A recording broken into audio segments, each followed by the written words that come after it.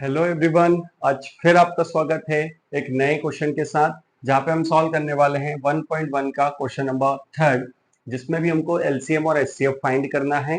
ठीक है, लेकिन प्राइम फैक्टराइजेशन मेथड से, जो मेथड हम ऑलरेडी पिछले क्वेश्चंस में कर चुके हैं। ठीक है, तो सबसे पहले क्वेश्चन है 12, 15 और 21। इसका हम एलसीएम फाइंड करते हैं। एलसीएम फाइंड करना है प्राइम फैक्टराइजेशन से, तो 12, 15 और 21 इसको सॉल्व करते हैं। किससे जाएगा? 2 से। 2 6 या 12, 15 और 21 नहीं जाएगा तो एज इट इज रहेगा। ठीक है, अगेन 2 से डिवाइड कर सकते हैं। 3, 15, 21, यहाँ पे 3 से आराम से चला जाएगा। 3 1 जा 3, 3 5 जा 15, 3 7 जा 21। ये हो गया 5 टाइम, 5 1 टाइम हो गया। 7 अगेन 7 से डिवाइड कर दिया तो 1, 1। ओके, ये हो गया एलसीएम। ठीक है, एलसीएम निकाल लेंगे अब इसका। 12, 15 और 21 का एलसीएम जो है वो कितना हो जाएगा? 2 इंटू 2 इंटू 3 इंटू 5 इंटू 7, तो हो जाएगा 2 2 जा 4, 3 जा 12, 5 जा 60। ठीक है, और ये हो जाएगा 420। ये क्या आ जाएगा? इसका एलसीएम आ जाएगा। क्लियर है यहाँ तक? ओके, नेक्स्ट हम बात करें एचसीएफ की। तो एचसीएफ के लिए हमको सेपरेटली सॉल्व करना पड़ेगा। तो ये हो जाएगा 12, 12 को सॉल्व किया। 2 6 जा 12, 2 3 जा 6, 3 1 जा 3। ओके, तो यहाँ पे 12 के फैक्टर हो गए हमारे पास 2 इंटू 2 इंटू 3। सेकेंड में बात करूं 15, 15 के लिए 3, 3 5 जा 15 और ये 5 1 जा 5। तो यहाँ पे 15 के फैक्टर हो गए हमारे पास 3 इंटू 5। इसके बाद है हमारे पास 21, 21 को प्राइम फैक्टराइज करूं। 3 7 जा 21 और ये 7 1। तो यहाँ पे 21 के जो फैक्टर्स हो गए वो हो गए 3 इंटू 7।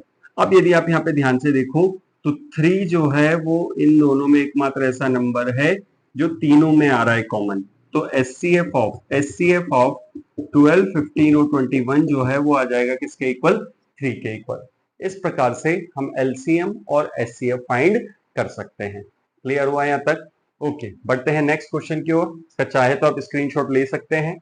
ठीक है, सबसे सिंपल तरीका है एलसीएम के लिए, हमको सबको एक साथ सॉल्व कर देना है। ठीक है, एक साथ सॉल्व करके प्रॉपर ध्यान से सबका मल्टीप्लाई कर देना है। एचसीएफ के लिए अलग अलग सॉल्व करेंगे और उनके जो फैक्टर्स है उसमें हम कॉमन फैक्टर निकालने की कोशिश करेंगे। ठीक है, और वही कॉमन फैक्टर जो है वो हमारा आंसर होगा।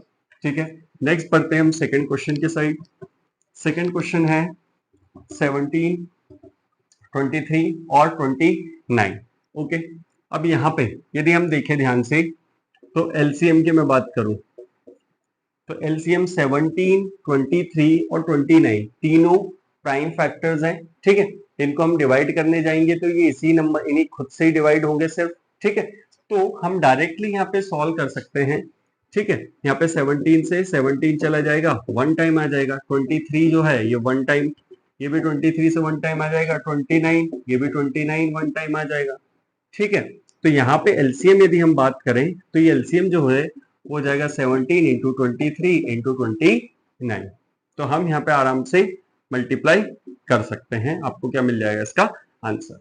ठीक है, तो यहाँ पे सबसे पहले मल्टीप्लाई किया हमने। ये हो गया 7 2 18 प्लस 6 24 प्लस 2 26, 2 2 जा 4 2 जा 6, ये 17। ओके, इसके बाद हम चलते हैं 17 इंटू 667। तो 16 7 हो जाएगा 119, 11 17 6 जा हो जाएगा 102, 112, 113, 1 अगेन 102 प्लस 11 114। ये क्या हो जाएगा? इसका एलसीएम हो जाएगा। ठीक है, अब बात करें इसके एचसीएफ की। तो देखो एचसीएफ के लिए यदि हम सॉल्व करेंगे तो 17 जो है उसके फैक्टर्स निकलेंगे 17 इंटू 1, 23 के फैक्टर्स निकलेंगे 23 इंटू 1 और 29 के फैक्टर्स निकलेंगे 29 इंटू 1। एकमात्र 1 ही ऐसा होगा जो इसका क्या होगा? कॉमन फैक्टर, जो इन तीनों को डिवाइड कर सकता है। तो इनका जो एचसीएफ है वो कितना हो जाएगा? 1 हो जाएगा। ठीक है, इस प्रकार से हम ये सेकंड क्वेश्चन सॉल्व कर सकते हैं। ठीक है, तो एलसीएम के लिए डायरेक्ट तीनों का मल्टीप्लाई कर देंगे और एचसीएफ जो है वो रहेगा इनका 1। ओके, नेक्स्ट हम चलते हैं थर्ड क्वेश्चन की ओर। जो कि क्या है 8, 9 एंड 25।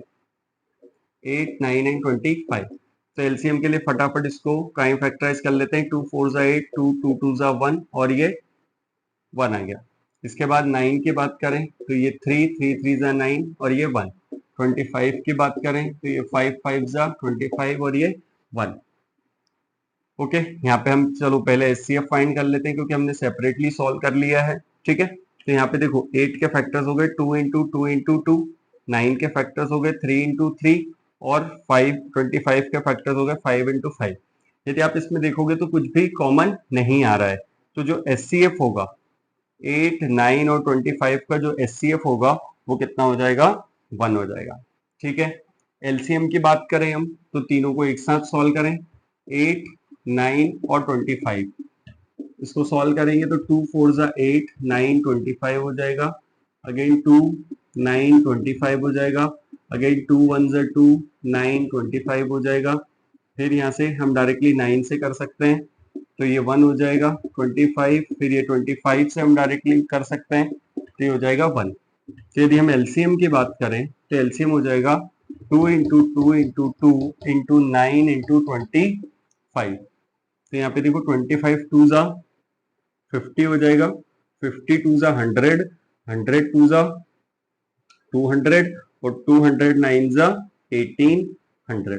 ये क्या आ जाएगा, इसका एलसीएम आ जाएगा। तो इस प्रकार से ये क्वेश्चन नंबर 3 हमारा समाप्त होता है। ठीक है, आई होप सभी को समझ में आया होगा और नेक्स्ट हम मिलते हैं क्वेश्चन नंबर 4 के साथ।